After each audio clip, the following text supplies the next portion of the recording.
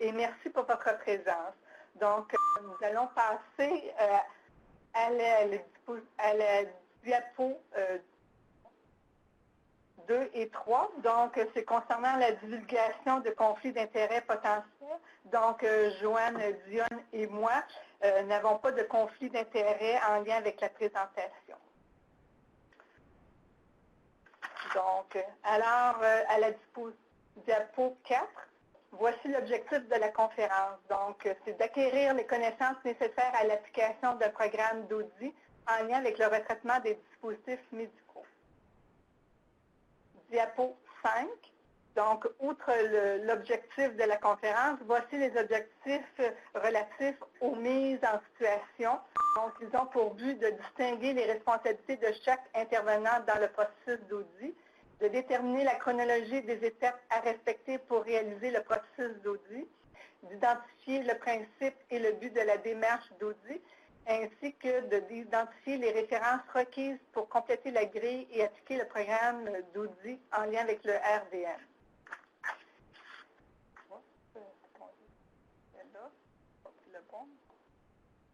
Donc, à la diapo 6, donc nous avons 2 mises en situation et en plus de répondre à vos questions.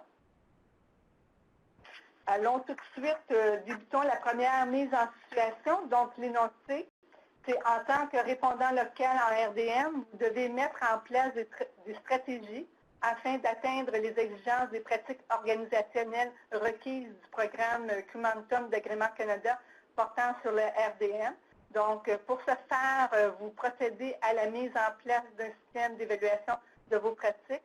Vous vous basez sur les grilles d'audit recommandées par l'INSPQ. Donc, la grille d'audit se retrouve en annexe 1 à 4 de votre document de guide.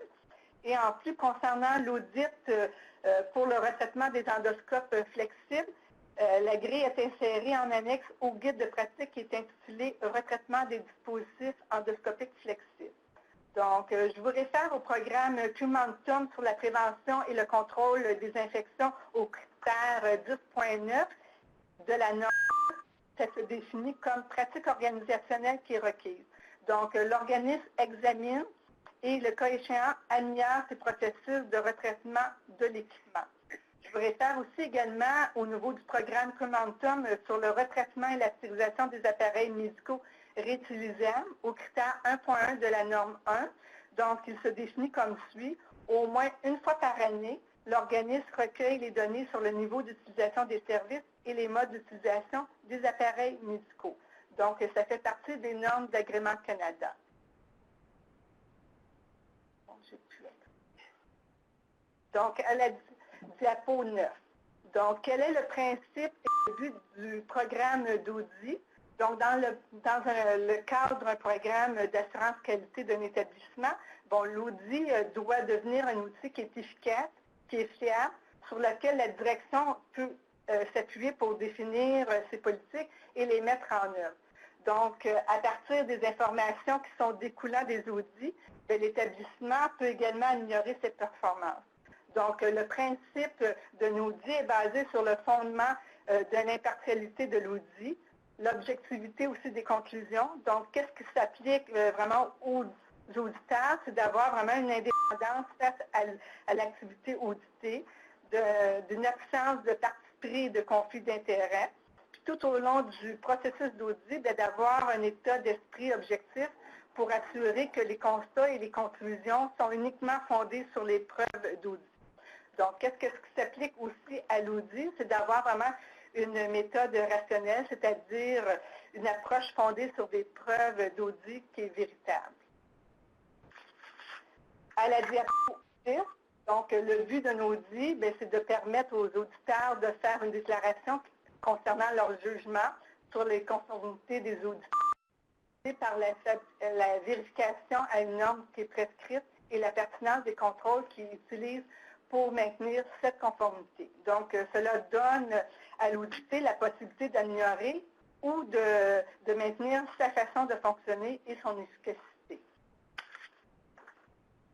À la diapo 11, quels sont les aspects à traiter lors du processus d'audit? Bon, il y en a 4 aspects et je vous les présente. Donc, je vous ai mis les annexes et je vous les réfère au niveau de votre document. Donc, le premier aspect est les activités de base qui sont reliées au processus de RDM. Donc, on doit s'assurer que l'ensemble ou des parties de ces activités sont conformes aux normes de bonnes pratiques reconnues. Donc, on doit vérifier la planification de l'achat ou de l'emprunt du DM. Donc, toute l'évaluation, comment se fait avant l'entrée dans l'établissement, la vérification des instructions des fabricants, les exigences qui sont particulières face à certains fabricants. Donc, tout le retraitement aussi complet du DM. Donc, sur les lieux d'utilisation, c'est quoi le pré-nettoyage, la manipulation, le confinement, le transfert des DM contaminés vers l'unité où va s'effectuer la continuité des activités-là. Soit est-ce que c'est dans un endroit centralisé qui est l'URDM ou décentralisé dans les sites satellites. Donc, on va vérifier la réception de ce matériel-là jusqu'à l'entreposage. En même temps, on va regarder tout le matériel, la manutention du matériel stérile et le retour à l'utilisateur. Donc, on va s'assurer aussi l'assurance de la stérilité des DM, donc toute la surveillance des paramètres physiques et mécaniques, la surveillance aussi des indicateurs chimiques et biologiques et toute la consignation de tous ces résultats d'essai. Dans le deuxième aspect, les comportements reliés à la sécurité des personnes affectées au RDM.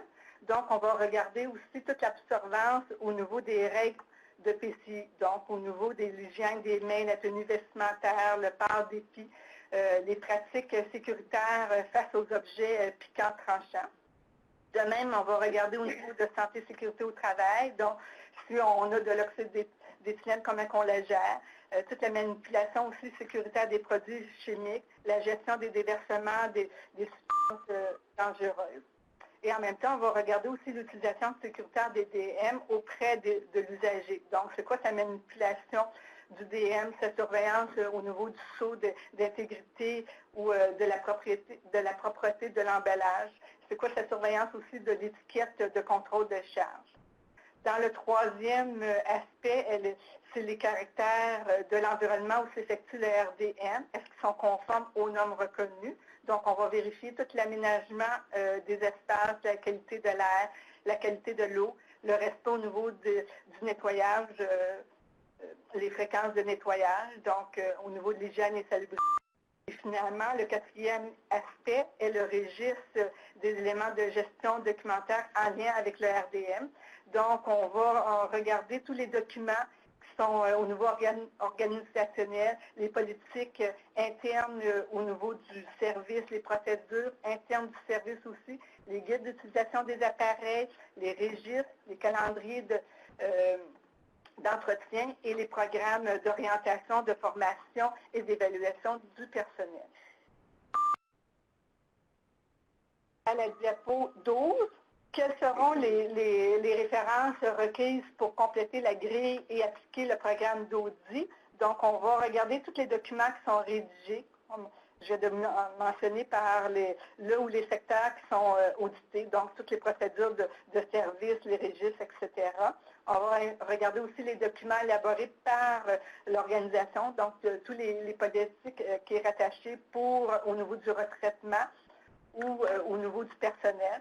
On va regarder aussi tous les documents aussi qui sont requis puis élaborés par les autres organismes qui sont concernés par le processus de retraitement des dispositifs. Donc, on va regarder est-ce que l'unité qui retraite le matériel a toutes les instructions du fabricant de chaque instrument par rapport au niveau de sa complexité, est-ce qu'elle a les exigences, est-ce qu'elle a les guides aussi de pratique de l'INSPQ par rapport pour émettre ses procédures, est-ce qu'elle suit aussi les normes du groupe CSE, est-ce qu'elle les a en possession, est-ce que les gens peuvent les consulter, est-ce qu'elle a les normes d'Agrément Canada, est-ce qu'elle a les lignes directrices de Santé Canada, aussi les lignes directrices du ministère, toutes les positions par rapport au niveau du ministère, etc. Donc, on s'assure que ces documents-là sont mis dans un manuel de gestion documentaire et qu'ils soient accessibles aussi afin de faciliter la consultation, mais aussi en même temps pour que les gens qui sont sur leur place, quand ils ont des interrogations, puissent les consulter. On devrait toujours, ça devrait comprendre aussi ce manuel-là, tous les documents qui sont rédigés puis les dates aussi de mise à jour, puis ainsi que la liste des documents de l'organisation. À la diapo 13, qui seront les membres de l'équipe d'auditeurs. Donc, on doit s'assurer que les ressources humaines soient expérimentées et compétentes. N'oubliez pas que la compétence des personnes qui réalisent les audits joue un rôle clé dans la confiance et la fiabilité accordée au processus d'audit. Donc, tout dépendant de l'envergure de l'audit à réaliser, ça va déterminer la représentativité des membres de l'équipe. Donc, elle devrait être constituée soit par un représentant de les services techniques, les services hygiène et salubrité, les services des approvisionnements, le service de santé et sécurité au travail, la direction des services professionnels et la direction des services des soins infirmiers, tout dépendamment du service audité, le service de génie biomédical, ainsi que les services de gestion des risques et de la qualité, le service de PCI, le professionnel responsable de l'URDM. Aussi, il faut éviter l'apparence de conflit, donc les auditeurs ne devraient pas auditer leur propre service, donc faire attention pour ça. Donc, ces auditeurs auront aussi à compléter les critères d'audit se rapportant à leur service d'activité en lien avec le retraitement des dispositifs médicaux. Au niveau de la diapo 15, quelles sont les activités à inclure dans un processus d'audit? Y a-t-il un ordre strict à respecter? Donc, l'audit comprend 4 activités et ça représente une auto-évaluation des activités de retraitement. Donc, ces activités doivent s'enchaîner tour à tour.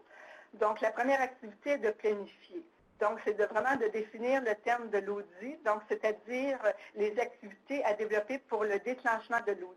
Donc, on doit élaborer les objectifs, l'organisation de planification des activités audit, donc la constitution de l'équipe des auditeurs, la vérification des listes des secteurs et les activités réalisées à ces secteurs-là, la vérification des étapes de retraitement pour chacune des activités et les éléments de conformité à valider.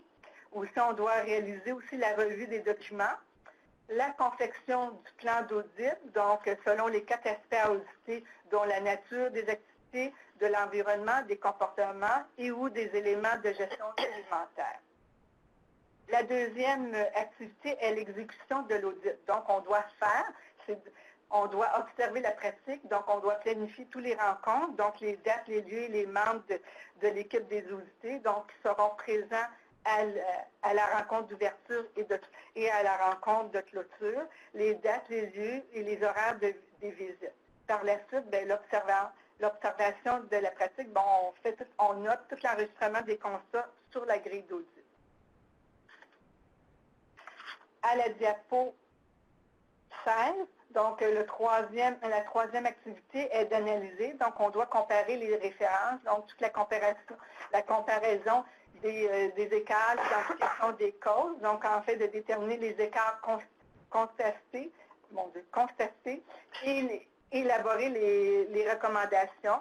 Donc, finalement, la quatrième activité est d'améliorer. Donc, ça permet la préparation, l'approbation et la diffusion du rapport. Donc, c'est la mise en place d'un plan d'action pour réduire les écarts. Donc, on doit identifier les opportunités d'améliorer, la mise en place des mesures correctives, la mise en place des mesures de pérennité. C'est surtout ça de faire le lien avec les suivis des recommandations et la communication des résultats, donc de diffuser le rapport aux personnes et aux instances concernées. Il va de soi qu'une activité d'audit interne peut servir d'étape préparatoire à une activité d'audit externe, comme par exemple lors de la visite d'Agrément Canada. À la diapo 17, voyons maintenant le modèle de base qui est proposé pour un plan d'amélioration continue qui est la roue de Deming. Donc, ce modèle a été créé par William Edward Deming, qui est promoteur de la qualité Made in Japan. Donc, l'idée étant de répéter les 4 phases, donc de planifier, faire, analyser, améliorer, tant que le niveau attendu n'est pas atteint. Donc, la première phase était de planifier, donc de préparer le travail à effectuer situer, établir les objectifs, définir les tâches à exécuter. La deuxième phase est de faire donc la réalisation, l'exécution des tâches prévues. La troisième phase est d'analyser, donc vérifier les résultats, mesurer, comparer avec les références. Et finalement, la dernière phase est d'améliorer, donc agir, corriger, prendre des décisions qui s'imposent. Donc, il faut vraiment, il faut boucler. Donc, c'est une roue. C'est pour ça qu'on vous la présente de cette façon-là. Voilà. Alors que nous sommes rendus à la deuxième mise en situation. Donc, je cède la parole à Joanne. Alors, bonjour. Excusez ma voix. Je suis la mode ces temps-ci. Je suis enrhumée moi aussi. Alors, je vais essayer de l'apporter le plus possible. J'espère que vous entendez quand même assez. Ça se peut que je prenne un petit peu d'eau. Ça va me permettre de terminer comme il faut la présentation. La mise en situation 2 est un petit peu plus pratico-pratique. On s'est inventé une histoire pour qu'on puisse regarder à partir de la théorie que André vient de vous faire, pratiquement qu'est-ce qu'on fait avec tout ça, puis qui fait quoi exactement.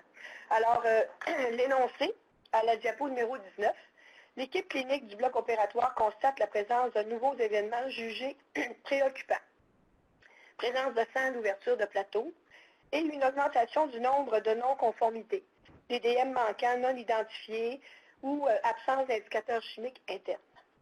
Le comité de direction convoque une réunion spéciale afin d'analyser la situation.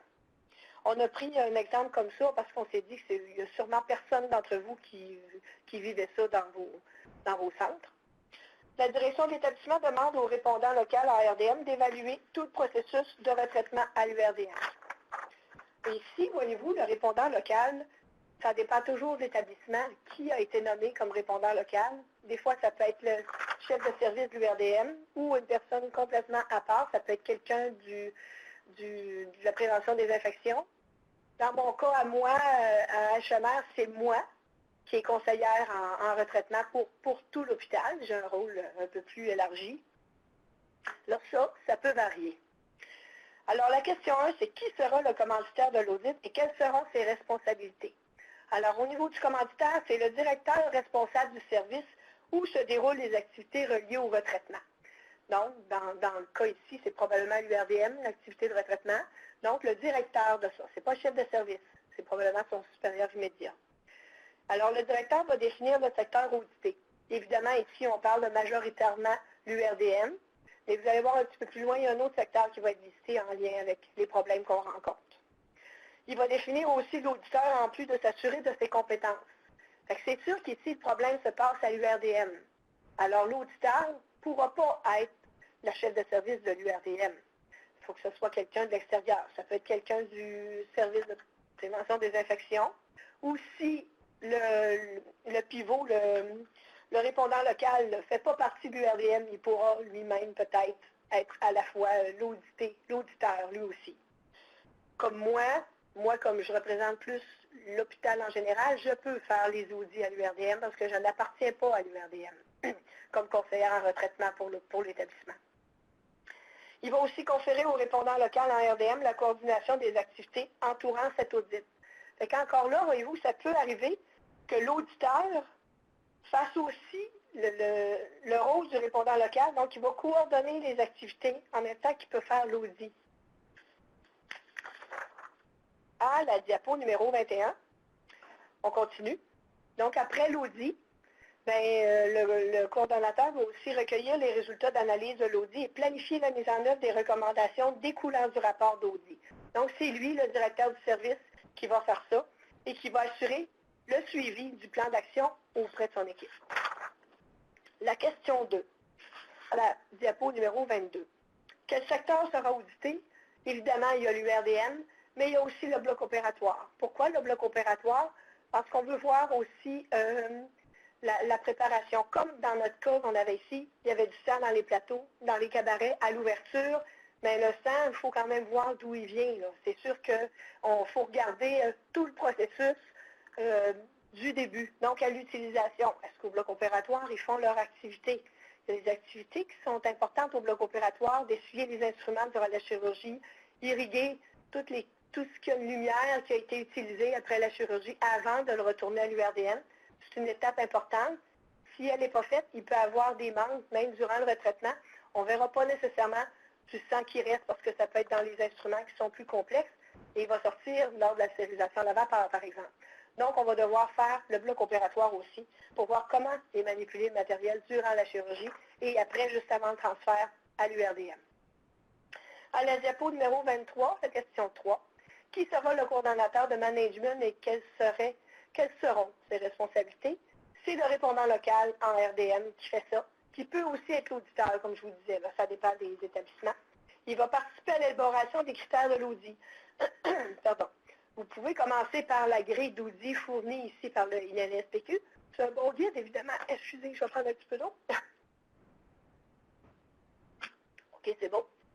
C'est un bon guide, évidemment. Il contient tout. Par contre, il peut y avoir certains critères que vous devez peut-être rajouter dans votre établissement. La façon dont vous fonctionnez, vous n'avez peut-être pas les mêmes heures de travail, même type de personnel qui va le faire. Donc, il faut se l'approprier, cet audit-là. Et ça se peut que vous ayez des choses à ajouter dépendant du déroulement de vos activités. Donc, il va falloir peaufiner l'audit pour l'amener à où ce que vous voulez aller. Il s'assure du bon déroulement de la visite de l'audit en rassemblant les documents pertinents, les procédures, les instructions du fabricant, les registres. Il va demander aux chefs de service des différents secteurs à auditer, de leur fournir les choses, qu'est-ce qu'ils ont, de quoi ça a l'air, qu'est-ce que ça contient. Il va recevoir les recommandations de l'audit. C'est sûr que le répondant local, si c'est le même qui fait l'audit, c'est sûr qu'il a les recommandations et ça risque d'être lui qui les fait. Moi, dans mon cas, les recommandations, lorsque je remplis ma grille d'audit, s'il y a des écarts au niveau des critères, je vais émettre des recommandations à ce moment-là. Et automatiquement, on se trouve à participer au plan d'action aussi. À la diapo numéro 24, question 4, quelle est la composition de l'équipe des audités et quelles seront leurs responsabilités? Et ça dépend aussi du type d'audit que vous allez faire. Si on parle d'une visite de l'agrément, c'est sûr que la composition de l'équipe va être plus grande. Parce que là, on touche beaucoup, on audite toutes les activités. Même si les secteurs techniques ne sont pas présents lors de la visite, ils peuvent faire partie du comité pour participer, pour répondre aux questions. Il peut y avoir du GBM qui va être là s'il s'occupe de l'entretien des équipements, tout ça. Fait que ça va dépendre de votre visite. Si c'est une petite visite, petite équipe, il va y avoir moins de monde. Dépendant, des fois, quand on fait le secteur, il va y avoir le chef de service qui va accompagner au début l'audit, puis ça va finir soit avec le chef d'équipe ou l'assistant du RDM ou des préposés aussi qui sont là, qui vont participer comme audités. Ces membres-là vont mettre les documents, procédures, protocoles à la disposition du coordonnateur de management, le répondant local. Donc, il va s'arranger pour regrouper toutes les procédures, tous les registres qu'il y a, toute la partie administrative pour les rendre disponibles. Ensuite, il va passer en revue avec le coordonnateur de management avant la visite les procédures, les protocoles et tous les documents qui se rattachent à tout ça. Question 5, diapo numéro 25. Quelle est la composition de l'équipe des auditeurs et quelles seront leurs responsabilités? Bon, encore là, comme je vous disais, ça peut être plusieurs auditeurs, ils peuvent être plusieurs à auditer, comme la personne peut être seule. C'est sûr que c'est quelqu'un qui doit avoir une compétence pour faire la grille. Excusez-moi encore, il faut que je me rende jusqu'à la fin. Si la personne ne connaît pas assez le retraitement, ça peut être difficile pour elle de suivre la grille. On a beau avoir la grille avec les critères. Il y a des fois des petites questions sous-jacentes. Quelqu'un qui connaît bien le retraitement va savoir où aller chercher ses renseignements exactement.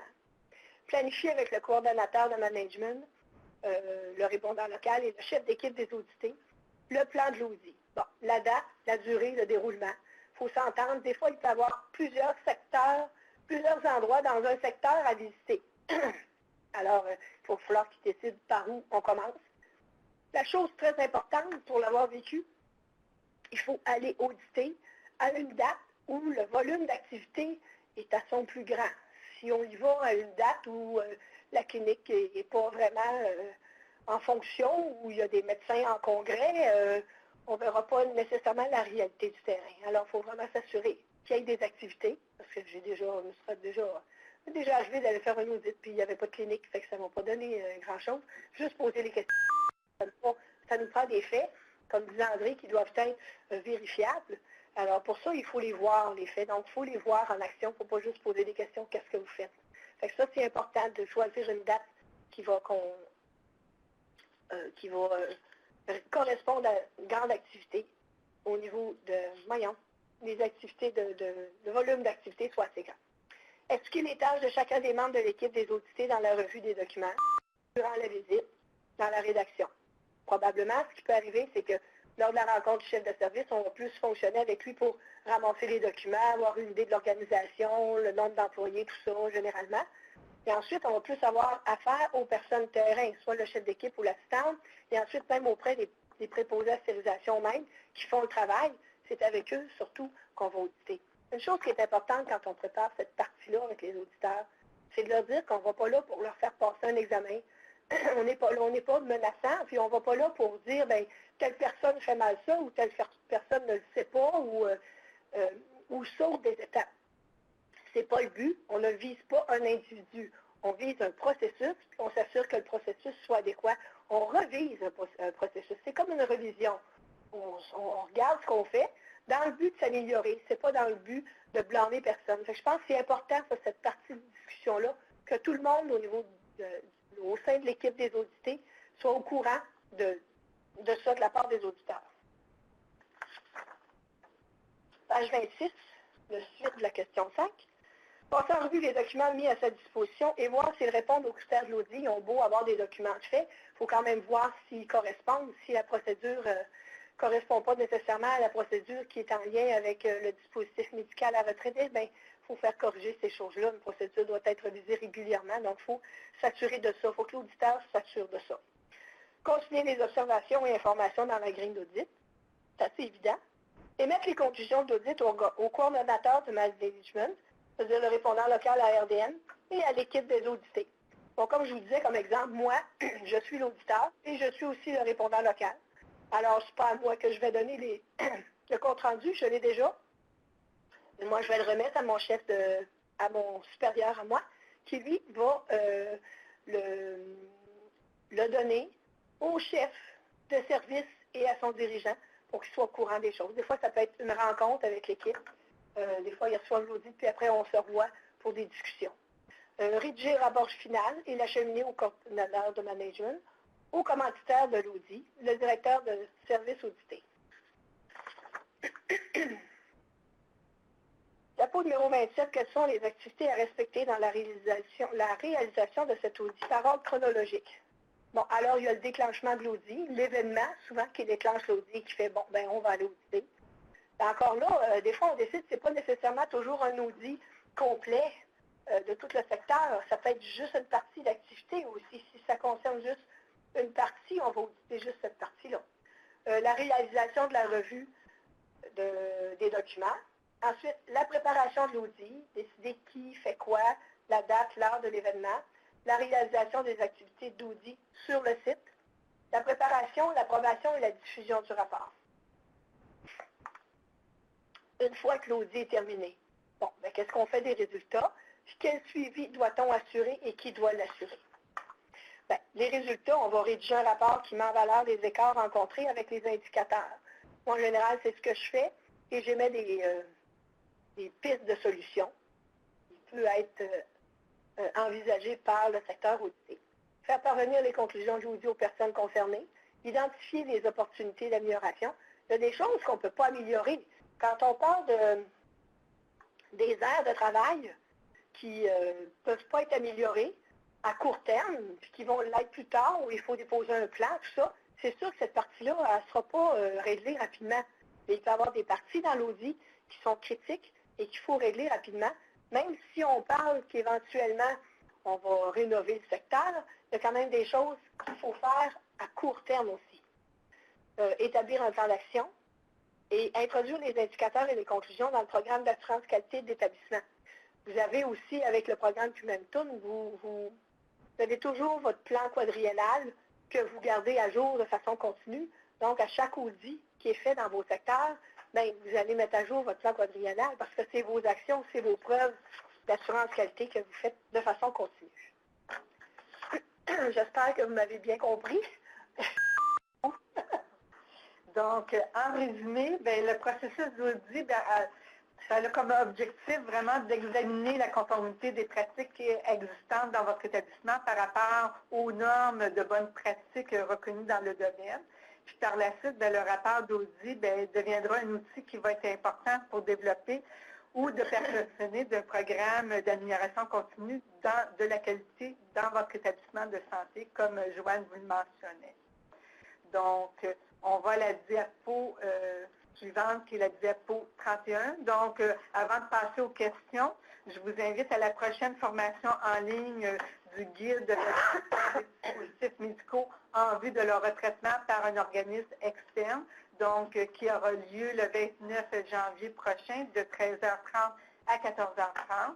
N'oubliez pas, si vous avez des questions, de m'adresser à moi, donc à mon courriel qui est inscrit à la diapo. Donc, je vous remercie de votre participation. Qui nous apporte d'autres questionnaires aussi. Et moi. Oui. Je vous remercie beaucoup. Merci, Mme Pelletier.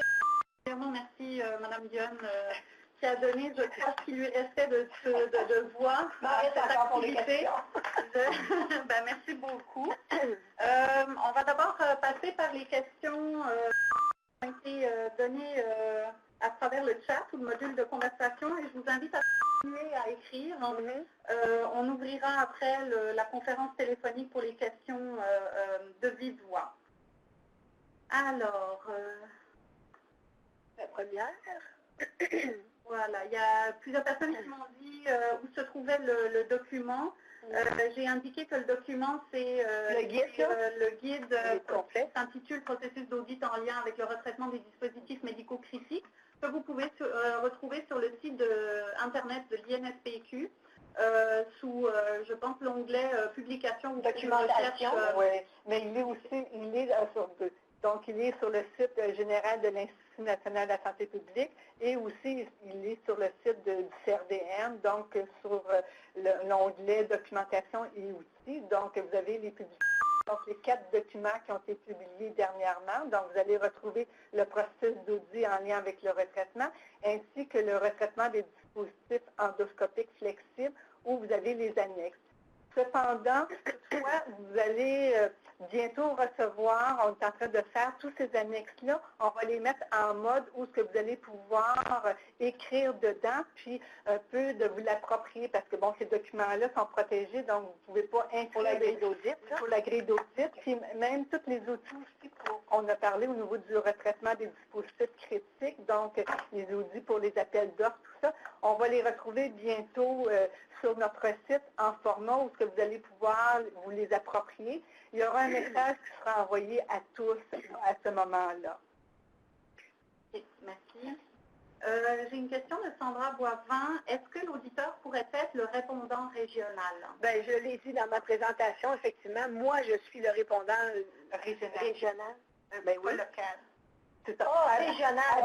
Habituellement, on demande que ce soit au niveau. C'est ça. On demande au niveau du local. C'est sûr que souvent, lorsqu'ils ont des questions, peuvent s'adresser au niveau du répondant régional, puis que cette personne-là va aider, parce que souvent, lorsqu'on voit dans les écarts constatés lors des audits, lorsque c'est des choses qui demandent des budgets, de l'immobilisation, tout ça, bien souvent, on va s'assurer que le message est fait à notre répondant régional, que lorsqu'on va faire des demandes d'argent, bien, que la personne soit au courant et qu'elle puisse nous aider là-dedans ou lorsqu'on va voir des écarts au niveau des formations pour le personnel, bien, lorsqu'on va présenter des demandes pour envoyer ces gens-là ou emmener des formateurs pour enseigner.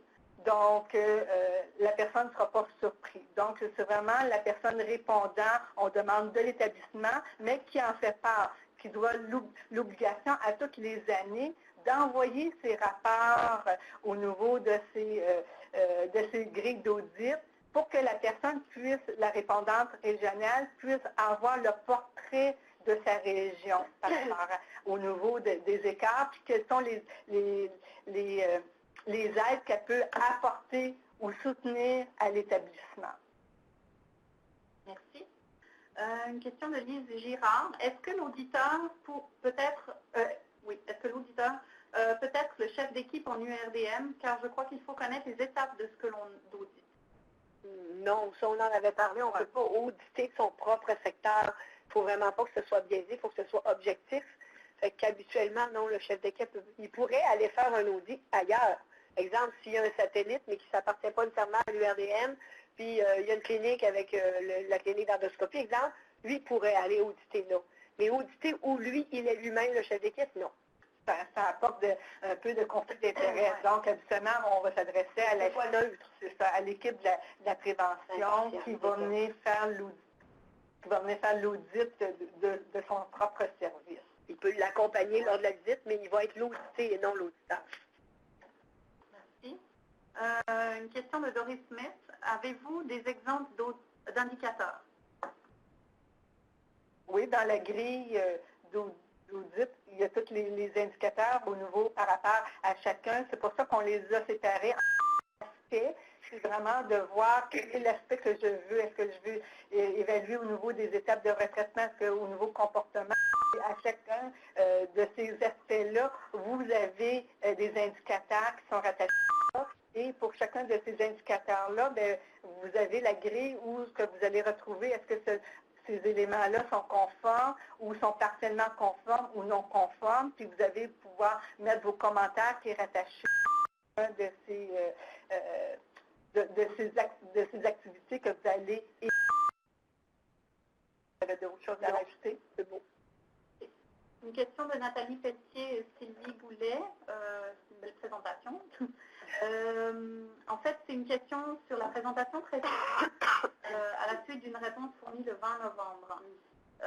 Si l'URDM est fermé le soir, la nuit, la fin de semaine, combien de journées est-ce que nous pouvons avoir sans traitement de trempage pour les DMA? Bien, écoute, ça, premièrement, c'est sûr qu'on ne peut pas les mettre dans un bac de trempage liquide pendant des heures, des journées. Là, c'est un trempage enzymatique, vous allez endommager vos instruments.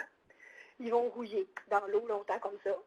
Par contre, si vous employez une mousse, un gel, ben, il faut s'assurer que la mousse et le gel ne sécheront pas. Fait que si vous mettez un linge humide par-dessus pour l'empêcher de sécher, mais qu'on est vendredi soir, et que ça va seulement au lundi matin avant que ce soit récupéré, puis que personne ne remouille le linge, bien là, c'est sûr que ça va sécher là, si la clinique est fermée. Il faudrait qu'il y ait quelqu'un qui mouille le linge, qui garde ça humide tout le temps. Là. Encore là, est-ce que ça va rouiller? Je ne sais pas, il faudrait faire l'expérience, mais c'est vraiment pas une situation idéale. Là. Est-ce que c'est possible pour vous? Je ne sais pas de quel secteur vous parlez. Si vous parlez d'une clinique, non, mais l'URDM est fermé, ils ne peuvent pas aller le chercher. Habituellement, on doit s'assurer qu'au moins le pré-nettoyage soit fait pour au moins par rapport au niveau de ces activités-là, parce que bon, si on est quelques heures ou quelques journées en absence, puis quand on va reprendre du début jusqu'à la fin, parce que bon, même si on trempe dans l'enzyme, bon, comme Joanne dit, on rouille l'instrumentation, mais aussi on crée un biofilm aussi au niveau de l'instrumentation. Donc, il faut s'assurer que ce pré-nettoyage-là soit fait par les gens, les intervenants, avant de quitter l'unité ou la clinique qui est rattachée à ça, ou idéalement, si vous êtes capable de le centraliser à l'URDM pour l'envoyer, mais si elle est fermée, c'est ça. Si elle est fermée, c'est qu'on demande aux gens sur place de faire le pré-nettoyage, puis au retour, bon, on fait toutes les étapes. Quand on parle d'un pré-nettoyage, c'est un trempage dans l'enzyme, un rinçage sommaire, mais évidemment, il faut assécher le matériel. Si elle rince, qu'elle laisse mouiller, il va rouiller. Fait que on ne s'en sort pas vraiment, là. Désolée. La suite de la question, je pense que vous y avez répondu. Est-ce qu'il est mieux de prendre le gel, la mousse ou utiliser un pain de trempage enzymatique? C'est ça, je l'avais vu, oui. Donc, on a répondu à cette question-là. Je vais ouvrir la conférence.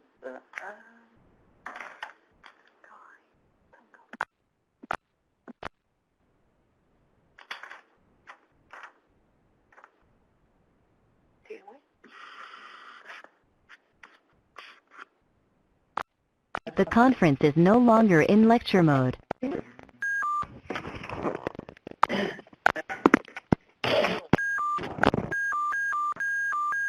Par téléphone, on a ouvert la ligne, donc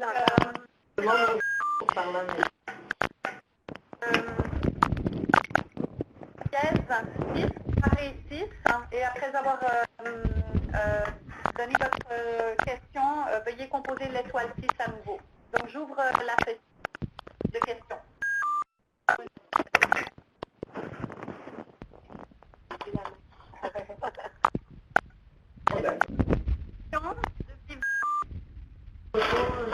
C'est madame qui parle. Oui, bonjour. Bonjour.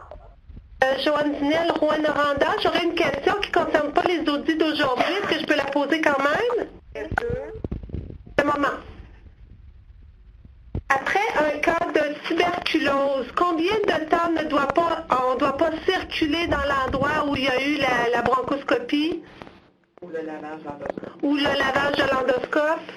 C'est plutôt lorsqu'on a eu l'intervention, donc tout dépendant au niveau des échanges, le changement d'air par heure que vous avez, il est très bien spécifié, vous pouvez aller vous référer parce que je n'ai pas par cœur au niveau le temps, le minute, mais dans le guide d'immobilisation au niveau de planification du ministère pour le service d'endoscopie, vous avez à l'annexe, la dernière annexe par rapport au niveau de votre ventilation. Donc, ils vont vous dire combien de temps vous devez laisser la salle libre avant d'emmener le patient. Concernant au niveau du bronchoscope ou les accessoires pour la bronchoscope. The conference is in lecture mode. Est-ce que je peux continuer? Oui, d'accord. Pour ça, il n'y a pas d'attente. Hein? Au niveau du retraitement, il faut que vous dites que tous les gens qui doivent retraiter le matériel, on doit toujours s'équiper au niveau du port d'épi, au niveau de notre tenue vestimentaire, au niveau de notre pratique, toujours par rapport à tous les micro-organismes les plus virulents. Que ce soit au niveau du bacille tuberculeux, que ce soit l'Ebola, que ce soit les virus hématogènes, on devrait toujours avoir cette pratique-là les plus standards. Donc, lorsque je reçois ce matériel-là, ce n'est pas identifié quel est le patient. Donc, je présume que c'est toujours le plus haut possible et là, je mets mes pratiques rattachées à ça. Donc, c'est pour ça qu'il est important au niveau des espaces, les aménagements d'espace, au niveau de ma qualité de l'air, que je respecte par rapport à ça, que j'ai mes 3 secteurs avec mes conditions environnementales qui sont demandées, que je parle, que je prenne mon port d'épi, que je le respecte, que par rapport au niveau mon lavage des mains aussi. Donc, c'est tout en ligne de compte. Donc, il n'y a pas d'attente par rapport à ça. Puis lorsque j'ai des dispositifs de retraitement qui étaient en contact avec un patient porteur de bacillus tuberculeux, je n'ai pas besoin de porter non plus de masque N95. C'est vraiment en présence de ce patient-là que je dois le porter. Et non quand je le retraite, ce matériel-là. Est-ce que ça le éclaircit? Ça a répondu à votre question? Elle a quitté? OK. Ah bon, d'accord. S'il y a d'autres questions, n'hésitez surtout pas. Composez le carré 6, s'il vous plaît.